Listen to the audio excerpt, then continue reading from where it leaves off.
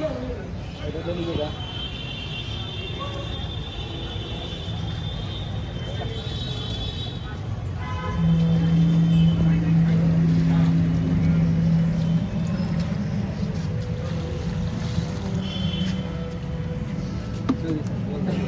सब लोग बोलो लोग।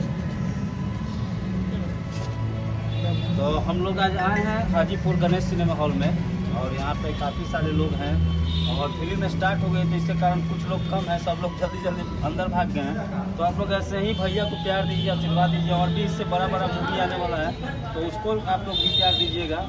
और एक पर एक हम लोग का गाना भी आ रहा है, अभी कुछ फिलहाल में गाना आज भी बेबी गीत आ रहा है तो उस सबको भी प्यार दीजिए। और ऐसे ही आपके साथ इंटरटेनमेंट का जरिए हम लोग रहेंगे, आते रहेगा और भी मूवी सिनेमा, फिर उसके बाद गाना उना और हाँ हाँ 24 तारीख को बाप जी आ रहा है, आप लोग देखिएगा, प्यार दुला आशीर्वाद दीजिएगा भैया को। और काफ़ी अच्छा लग रहा है इतने लोग को देख के।